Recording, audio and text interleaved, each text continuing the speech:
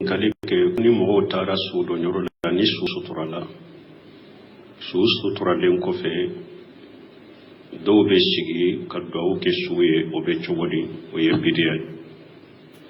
lesri to la dina la man hadasa fi amrina haja ma laysa min fa huwa raddu mbaye to ka hadisa ko ciiden ko ni mo minni ko kurado nin dina la min ta kono ka barabe sagima ciiden ko mani amila amala laysa alayhi amruna fa huwa raddu na chogodo la nin mo ye barake bara minni ale kanya mariata ka ikabara be sagima Allah bara saratala bun qaymu ko jadil maadi fi hadi ghayr al ibada ya fo kono ako cire maddeli kasigi kabruka suturalen ko fe kadwa ukaye komi bi mo be menke ako cire maddeli ko kapara suturalen ko fe kasigi kaburula ako cire maddeli ko kapara komi bi mo ba ke chogomi lesirita la bidado cire ma ke sewgo ma ke tabino ma ke tabino ma ke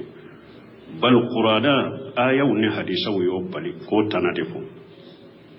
Abdullah ibn Ubay ibn Salul kakibariala la tusalli ala ahad mata minhum abada wala taqum ala qabrihi tuma kun kasire ni aya tafsiri akon ni aya ya iranna ni ala ye ciden bali koyi kana jo munafiqi ka kaburu ka suturalen ko fe kadwa ukaye ko aye mafuhumu ya iranna ni ye mu'mini sutura ibe joaka kadwa ude kai sigilite wala taqum ala qabrihi alamma fa wala tajlis ala qabrihi ako wala taqum ala qabrihi har qur'ana aya suturalen ko fe aye joli defo ako cide mai kana jo munafiqi ka kaburu ka poibe do kai bun kasir ko ne ya iranna nanye mu'mini sutura ambe jowa kare ka dawude kai sigilite o ko fa ya usman ibn affan ka hadisan nati kana rasulullah sallallahu alaihi wasallam idha faraga min dafn al-maut waqafa alayhi wa qala astaghfiru li aqikum wa shalu Allah lahu tasbita fa innahu al-ana yashal ay usman ibn affan ka hadisan nati ako ciden tunkera na yesu suturari barna pew ciden be jo kaburuka abe jo suinka kaburula aba fo sebawma abe sebaw nyamaria aba fo aye ala deli ala kaya fa balimama akala deli ala kanne sabati si so bena nyenenka aw hadisa fana ye joli defo qur'ana ye joli defo kaburula hadisa ye joli defo sigili ye bidiyade donc nous sigira suturala kaba e ka fo allahumma ighfir lahum allahumma sabbitahum yaki kodi ikata bidayin kana ke nyana yi wa alaikum salam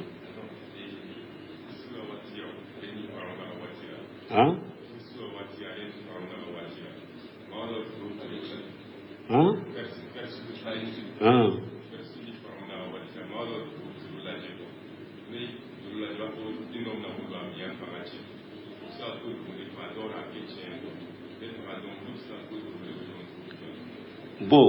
an kumana oka mado etunte bonda temena ninkaw atanzim bonda temenaka uni shetani ude be barake nyogonfe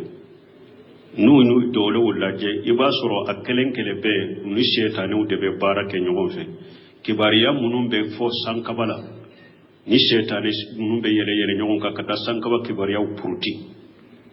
ochiya keleme nu nana ka fo nin dolo donai abe galon kemele tige ka faraka donc me atepe silamia sariya ya haramuya ka ke musrikiya de ka ke dabali de atepe ni emin dara la fana iya qur'ana galon tigaya qul la ya law man fi samawati wal ardi al qayba illa allah ala ko cide mafuye damfen site sankabalon fulala damfen site dugma kolon fulala mimbe ko dogolendo ni ala kelen pewte donc utate ciaye haramu de do an islamiyya teta wa alaikum salam bon ko dobe kasulo ye munye ko mimbe mo do de do abe be les sogo de fere abe meshi fere abe sigreti fere ni ko nunu haramu yalendo ko ale bafo ko ale be fantaw le la dumuninu ka wuriye amba fama inna allaha tayyibu la yaqbalu illa tayyiba alamma koti ka fantan na faqatima ye sogo haramu yere do lahamul khinzir ala yere do ya ta to maka haramu ya dan fen site mi haramu ne no na sobilendo kallen wulubo hari ni sa jigina jiya laba abed lebe faga pour yahudani nasara kana le soro kadu le haramu de meshi haramu de sigireti ferle haramu de e ba ke kan nafulu min mina nafulu haramu yalendo alam makoti kan nafaqatila ala taminiye amma koti kan nafaqatila inna allaha tayyibun la yaqbalu illa tayyiba ala seneyalendo rate foy mina ni fen seneyalente haramu nafulu pantan dumuni alam makositala junubu de bi kadro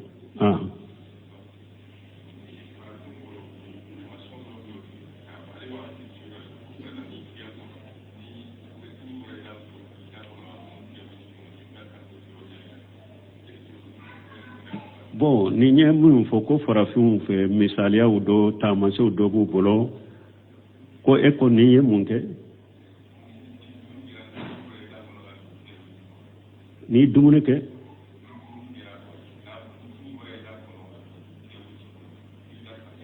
bo ko tamase do bu bolo ko ni dumune bora i dunto ni dumune bori da kono kabbi tewa tege ko ji ko ni beta kasola nunu bebe teriya de kono anyo de fo bonete danfe mbolo hera tu bolo boneni hera be boyro ya alade abella tige be alade bolo nonum bebe do teriya inde kono ani jahila ni fendo mbaliya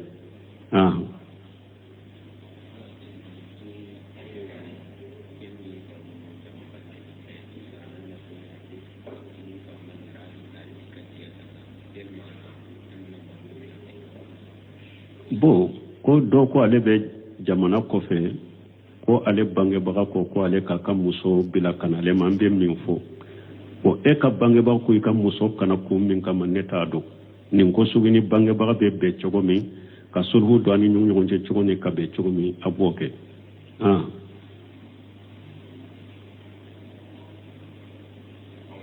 wa alaykum salam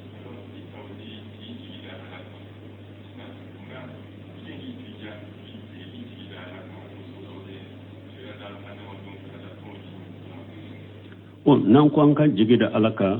hada made koko iddi sukundiro ala de la ka fo koko na nyana boriye hera soro ala de do niye bone soro ala de kala tige do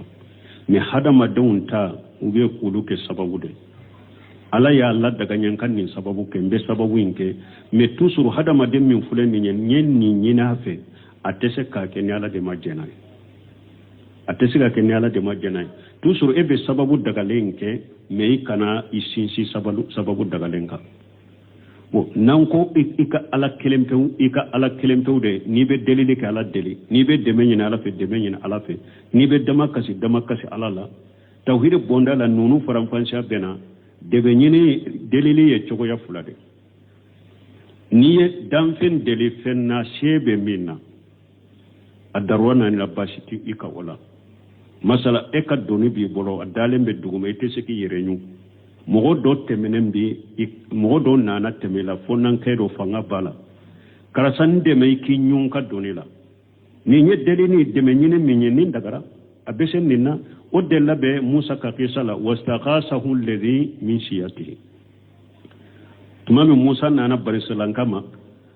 anukumu tiganka be ka kele barisalanka nya dama kasini musa ka fo musa nan deme ni mbafe ka mbugoya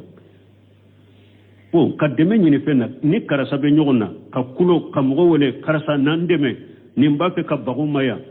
bashi tola na tigi bese kata esobe ki deme ki boto nyele ke lay mbolo ni deme ni dagara pasika sebe ninna delile sisa e fantanye foite ebolo e fantay hari ka bolon ati bolon e yere be nafolo tigi do se tigi do de ko fonnansiri do ikata fe karasa ne ka balo timbolo de na kinde membe balo soro chogomi ashe ba ya bese ka dima fente ninna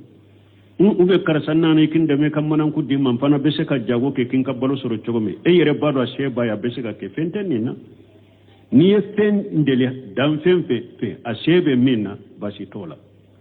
ni e deme ni dan fen fe a shebe minna bashi tola ni e dama kasi dan fe la fen na shebe minna bashi tola ibake ka to jila ka kulo ka mogo do wala kani deme ki bo bashi te nonona na tigi bese ka do ki deme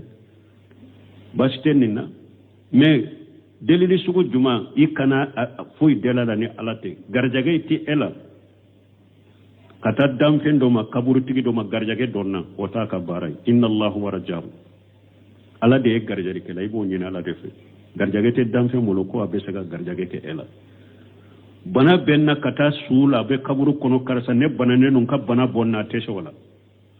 anyini ala de fe ala ki frake wala nin delili sugu danfen shete minna kano o deli danfen fe danfen shete minna kane deme nyini danfen fe wala danfen shete minna kani dama kasi danfen na wala obeto shirku yala ni dama kasi danfen na fe na shete minna adonna shirku la me a shebe minna na darona haju na ni bashi tala me ikani ijigida sababu inka ikam ni nye sababu daga lende nyake me sababu inka irishi akan yanabo ala dedo ni ala ya yanabo afi abe yanabo afo ni ala ma yanabo afi ni ala min ne garjage ka bola te yanabo wal basite nuna wodi yato tawhidi tigu be sarafu doko al itimadu ala li asbab shiriku wa tark al asbab aw tark al asbab qadahu fi sharia ako ka hada madin ka sinsi sababu ka shiriku do mana Allah sababu min la daga ye sababu inde ke kisin so de ka emi diskundiro alala diskundiro sababu inde la o ye shirku ye ibe sababu inkere me tusuri diskundiro lembe ala de la ka fo ala de ben ni nyanabo ni ala ya nyanabo fule nama ala ma nyanabo abebe ala de bolo ni nye sababu daga lende duru ne yake wala ki duskun sinsi sababu ka shirku do ka sababu kelen to e fana silamiya sariya la gosilido ni mo min fana ko nete sababu daga lenke yesira mi Allah gosi misali la ni mo min ko ne ba fe ka den soro mente furu fana de ema sira mi Allah gosi ra amake fato ya ci sa dembe soro cugo de ema muso furu o yede kasira mi Allah gosi wala ibe sababu daga lenke me sababu daga lenke len ko fe ibi jigida alaka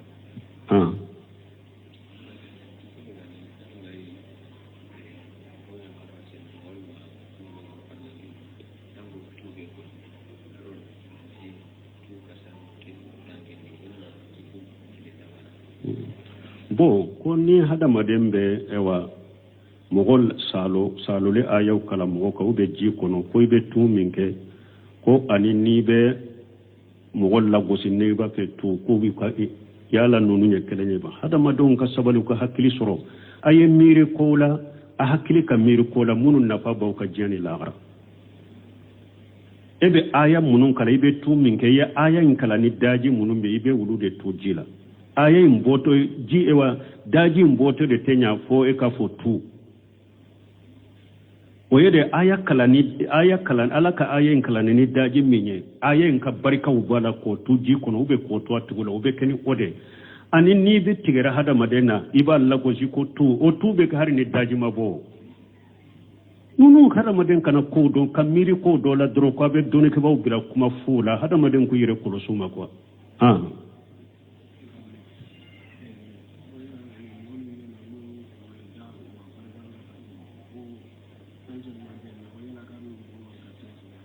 kamunke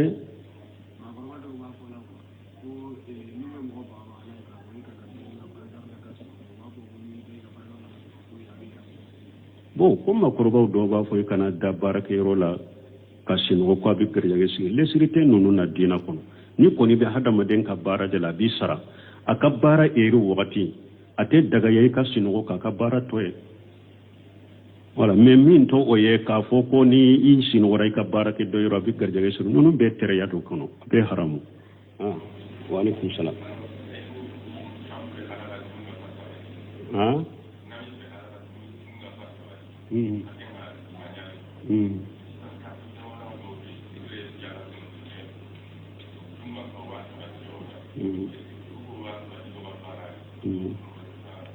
bon ka ɲininkali ka ɲi ko an ko an ka sira la ɲan ka limanaya ta dun ka fa ka sabati kafiru tɛ sira la u bɛ kafira la dun ka fa sabati olu b'u ka arijanna de kɔnɔ u bɔra diɲɛ kɔnɔ dɔrɔn i bɛ jahannaba tasuma la o ta ye istidraja de istidraja cunka mina ali hasan basari ko a ko n'i ye mɔgɔ ye a b'a kɛ ka ala sɔsɔ ala bɛ ka nɛɛma sura kan istidraj ala yɛrɛ m'o fɔ kuranna kɔnɔ aya bɔra an kɔnɔ nusari lahum fil khairati bal la yashurun ala y'o fɔ a ko kafiru aw ɲana ne ala b'a kɛ ka hɛrɛ min su aw kan nafolo caman den caman sanji caman aw ɲana ne ala b'a kɛ ka hɛrɛ de teliya ka taa ma bal la yashurun n b'a kɛ ka hɛrɛ d'aw ma ko min kama to a ma sobi o de la a t'o de kalama donc hɛrɛ tɛ dɛ hɛrɛ min bɛ kafiru ka hɛrɛ min dɔ ala yɛrɛ ko ale ma hɛrɛ laɲini y'o dɛ hɛrɛ min b'u kan ko ala ma hɛrɛ nusari lahumul khairati bal la yashuruna aya in damina boran kunna kuran dursi baga ni min bɛ se ka aya sama donc ka famu min bɛ kafiru ka hɛrɛ tɛ cunka mina de do u ka cunka minali de do ala ko ale ma hɛrɛ teliya ka t'u ma dɛ mais ale ala ye hɛrɛ la suru u kan ni min ye a k'u tɔ de do olu ta tɛ hɛrɛ ye mais mumini ta ala bɛ min k'i ye don ka fa min k'i ye ni limaniyara a bɛ diɲɛ hɛrɛ d'i ma a bɛ lagara hɛrɛ d'i ma mais ninnu filɛ ka arijanna de kɔnɔ ibn hajar kasalani a ɲɔgɔnna delila ka sɔrɔ a bolo yahudiya do ajayatu yahudiya in tun bɛ tulu fɛrɛ de la tulu fɛrɛ fantan dɔ a bɛ tulu fɛrɛ de la a farikolo bɛ tulu a bɛ nɔgɔlen ibn hajar ni ale bɛ bɔ a ka so kɔnɔ ka taa a ka kiiri tigɛ yɔrɔ la o wagati araba wotoro de bɛ siri k'ale don o kɔnɔ hari n'a bɛ taa ka baara yɔrɔ la u b'a ta wotoro de la jama b'a nɔfɛ n'u u sera a bɛ jigin k'a ka baara daminɛ don dɔ la tɛmɛtɔ yahudiyakɛ ye min bɛ tulu fɛrɛ la yahudiyakɛ y'a jɔ a ko e de ye silamɛw ka ɲɛma n'u ka karamɔgɔba ye e filɛ nin nɛɛma kɔnɔ hari ni e bɛ bɔ i ka so ka t'i ka baara yɔrɔ la i bɛ wotoro de kɔnɔ jama b'i nɔfɛ e ye silamɛ ye bon ne ye kafiri de ne ye yahudiya de bon ne filɛ nin bɔnɛ la aw fana ko aw ka ciden kɔ a duniya sijinu li mu'min wa jannatul kafir aw fana ko aw ka ciden kɔ ko diɲɛ ye mumini kaso de kafiri ka arijanna so de do bon ne ka lahala ne ka lahala bɛ cogo di ne hadisa la e de ye silamɛ ye filɛ nin nɛɛma la ne ye kafiri de ne filɛ nin bɔnɛ la aw ka ciden fana ko mumini kaso de ye diɲɛ ye kafiri b'a ka arijanna kɔnɔ ne ka lahala ye cogo di ni arijanna kɔnɔ a ko ɔhɔn a ko ne filɛ nin nɛɛma min na dɛ nin nɛɛma ne ka arijanna so nɛɛma kɔrɔ n bɛ kaso de la e fana filɛ bɔnɛ min na dɛ i bɛ nin bɔnɛ min na n'i ye nin n'i ka jahanaba so bila ɲɔgɔn kɔrɔ i filɛ arijanna de kɔnɔ dɛ yahudiyakɛ a ye seeri kuma fila fɔ a donna silamɛya la أيحسبون أنما نودهم من مال وبنين نسارع لهم في الخيرات بل لا يشعرون ala ko yala kafiru ba jigdewa ne ala ba fe kan nafolo min jiduye be denke mun jiduye ulu nyana ne ala ba fe ka hera de teliya ka dumawa herate utado de min bala wala kafiru taye bode ala ka hakimandama kafiru taye si diraja de chunka mina ani fana min faralemba ka shaykhul islam ibn taymiya yofo ako inna allaha yansuru dawlatan adilatan wa in kana kafira wala yansuru dawlatan zalima wa in kana muslima o fana be shaykhul islam ibn taymiya ko ako jamana min tilelendo ni nyogon tonyote ala ba o deme hari ni yorotu ye lahara me o ka jinya ko la ala bu deme me jamana ni nyogon tonyo be hari na ye silamawde ala taw deme donc an ka jamana ni ya ye kasara be anyo de fo junumu munum bambolo nyogon tonyo munum bambolo haram ko munum bambolo o de degu banka de tilenya te nyogon tonyo be hasidiya be voilà mais toujours ala koni ka aya ute wuli ni mogo min be hera fe ala bato man amila saliha min dhakari aw unsa wa huwa mu'min falanuhayyanahu hayatan tayyiba wala najziyannahum ajrahum bihasan ma kanu ya'malun. Ala ko ni mo min ye bara nyuma ke iye cheyo iye musoye ni ye mu'mini de ne ala bi la nyana ma yan nin ciya kono nyana ma yan nyuma e wallahi garafana mbi sarala saram min kausa kateme ye bara nyuma mununke ala kanke mu'mini ala nya sirnya baronge donc amba da fani minye ko wakati sera o ba fe ka e ojo do chari nunu na nyogona nyode fo hakilina jugu tigun ani bidiya mugo anu be mulabbasan mukhalatan min yana ube hadama daw nyagambini kuma mununye ka kalambari nyagambini kuma nununye aw sunna mo yere kana ku deme bagaye ko ojo chari aya ke ko mute parce que na yere yu deme u ka kuma u chari no ka ojo chari la aw yere yu deme ube subha mundo mugo dusukuna aw yere yu deme ola do ka wojo ba fo ko fana cici mugo ma ko ako karamugo side te tiya kono ko min bese ka ayira qur'ana kono ko ala ko kana mauludu ke ube min bese ka ayira hadisa kono ko ala ko kana mauludu ke ko karamugo side te se ko ira ni nye delela ni ta hari subahe ambura firawna ka ko mina de mulabbisu ani mukhalitun kam mugo nyagambe ka konfiu nyagambe ka kalamu ewa kalambale nyagambe o kuma de nunun te delela nunun te subuhay ande ba fo ale mauludi ye bato kode ube bato kote dina kode ube dina kote ciden kanu kode ube ciden kanu kote na ko bato de do ube na ko ciden kanu de do amba fo ni bato de do ala ko fayin tanajatu fi shay faruddu ila Allah wa rasul bato ko koni ni ko bato kode ciden kanu kode ala ko na ye nyugon soso minna aya sage kata qur'ana ni hadisa ma aka qur'ana la jannaba kono abese ka ke batoy ni min te qur'ana kono ay ciden ka hadisa sahalun laje nu bo kono abese ka ke batoy men ni min maye qur'ana kono maye hadisa kono o ye batoy wa an ba fo ale de mana an kanka kuma min fo ale yede ale ba fe ka sunna mo de ka ko u ka kuma wala ko fo mo ye pour ka mo nyaambi sunna mo de ba fo ema min be mauludu ke akarmote jiya kono munum be mauludu ke na be se ka dalila ira qur'ana ni sunna la ande ben ni fo awye pour sunna mo be min fo ale yede abake ka mo e wa sunna mo ko o kuma de la ko do mo tilola pour ka mo nyaambi sino ad-dinu tawqifiyya al-ibadatu tawqifiyya bato ikana fuide ke bato la ni dalila ti bolo qur'ana ni sunna la fa in tanajatu fi shay faruddu ila Allah wa rasuli ala kunna nyugon soso minna aya sage kata ala de ma qur'ana ciden yere na te balo la kadisa salew ciden ko tarakitu fikum shay'ain lan tadillu ma tamassaktum bihima kitab Allah wa sunnati ciden ko nye fem fula taw bolo ate fili ka fon fula taw bolo ala ka kitabu anin ka sunna delile ba mo minna qur'ana ni hadisa kono o iranna doro hari ube majhabi tiginani ka fiqh kitabula delila be mo min bolo majhabi tiginani ka fiqh kitabula kam majhabila ko mauludi delila fulo o iranna doro kuma chama imbila mo nyagambi bila delila min be bolo qur'ana ni sunna o ibo de yira ube aymanani delila min be bolo do ka kitabula ko maulida delila fulo yake ubo kake o de ko iranna mais mo site saka wa foko ala ko mawdudu kanaka wote kuma yo ala de ko al yawma akmaltu lakum dinakum ala de ko binyin ka aka dina dafawye ciden ka hiju laba arafa ala ko dina dafara e ko mawludu e dina e do batude ala ko dafara ni aya fona be jigi dum mi mawludu tunte e be sika mawludu ke dina yo imamuna maliki ko من أحدث في الإسلام بدعة يراها حسنة فقد جاء أن محمد قان رسالة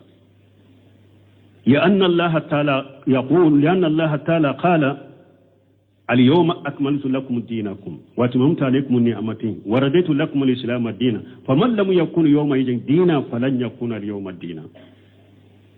إمامنا مالك كو أكوني مغو يكو كرادو دينا كونو yere sagira kafo konnin kokura min fule ninye nin bidia min fule ninye bidia nyuma de ako ya fo deza ko cide nya jamfantire ako ciden ka jamfantiya e kala hala yo oira ako parce que ala ko qur'ana kono ako ciden ka hidu labala ko qur'ana kono bi nyenka dina timme awye nyenka dina dafawye kinka nema timauka ngena na yaka silama dina ke dina imamu na maliki ko ni aya jigido kengo fen tunte dina kono ako bi wote siga ke dina nyaya jigido mawludu tunte mawludu donna fo e wa ciden fature sankeme nani nare mawludu donna dina kono o be siga ke dina do e chogodi la dara tigi yere ye mu fo la yahillu lahu an yaf'ala fila hatta ya'lam hukm Allah fihi hatta ya'lam hukm Allah fihi wa yashal al ulama wa yaqtari bil muttabina li sunnati Muhammad har aka fiqhu folo mi raba kala ako ko ate daga hada madenye balighu mukallifu haklima ko ate daga ye ika fuy ken ni dina da ko be ala batona fo kala ka kiri do wala folo alay mu fo ni na cide ye mu fo ni na ako hari ni yere makala doni ke baaw ñene ka ne ba fe kan ni fo ne ba fe kan ni ke ala ye mu fo la ci dañe ni mu fo la doni ke baaw ñene ka ako ne doni ke baaw fo na ñene ka doni ke baaga be kana tuba be ko deni ko ba munun tugura ci den ka sunna ko tugulu ko e risalati ko tuguru wala yakum al qawlu al iman illa bil amal ولا القول ولا عمل إلا بالنية ولا القول ولا عمل والنية إلا بموافقة سنة رسول الله صلى الله عليه وسلم irisalatigi ko akunye limaniya kuma foyi nenka ko atese ka dafa bara foyi ka kewale de akon limaniya kewale fana akuma na ka kewale te se ka dafa fo aka shiri dusukun kono aka sorabi dusukun kono awa ako limaniya kuma ani iya kewale ke ani iya ashiri dusukun fana kono ni saba fana tese ki nafa bara ka dafa bara fo aka beci den ka sunnama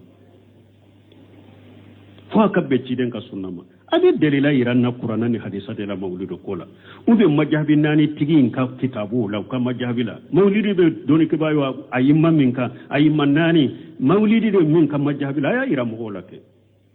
me kuma funa kuma kuntam foni am mo nyagambi ante meno kasa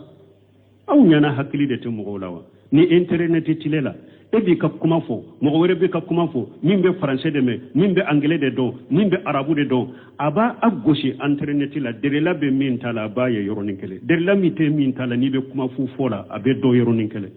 aye mo nyagambi bila nunun te subu hawire nunu nyede ka ku ni haklin tam nyagambi ani no ba do sunna mo be na kuma munu fuye mfana mfuro ka nunu fo unye pour ka ku ni kalambale nyagambi kuma subu de nunu nye emin be maulidi kelila ede be delila iranna qur'ana ni sunna kono alaka hatiman dama subhanakallahumma rabbana bihamdika ashhadu an la ilaha illa anta astaghfiruka wa atubu ilayk ko doye nyin kalike ko ni mo tara sudo nyoro la ni su sutura den ko fe do be sigi kaddo ke suwe o be chogodi o ye bidiya لسرتو لا دين لمن حدث في امرنا هذا ما ليس منه فهو رد مباشرتك حديثا ko ciden ko ni mo minni ko kurado nin dina la min ta kono ka barabe sagima ciden ko mani amila amala laysa alayhi amruna fahuwa raddu na cogodo la nin mo ye barake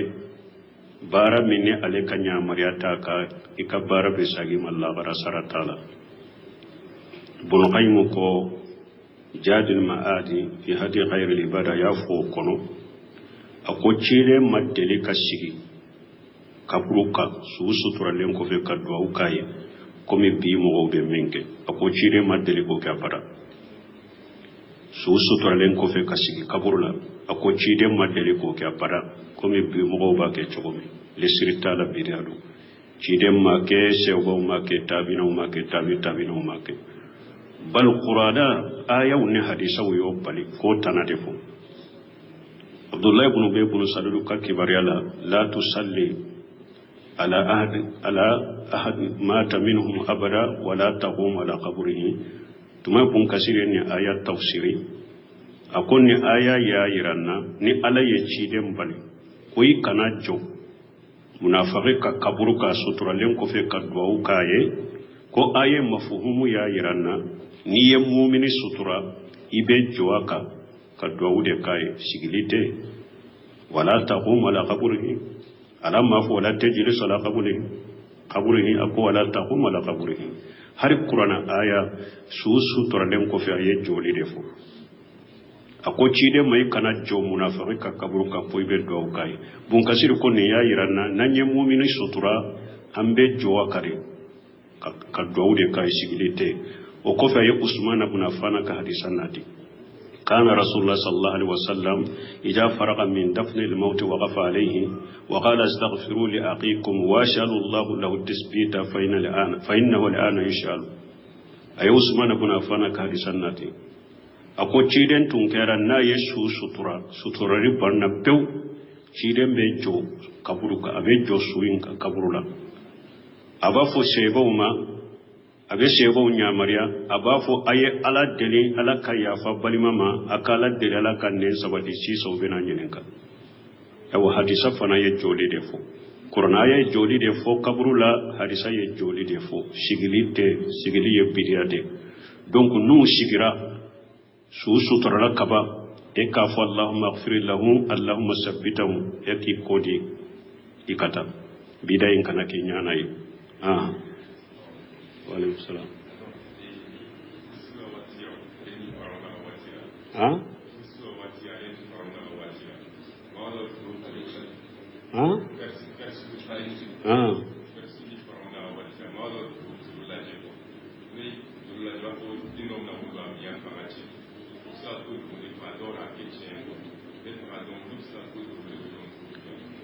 bo an kumana oka mado etunte bonda temena ninka atanzim bonda temena ka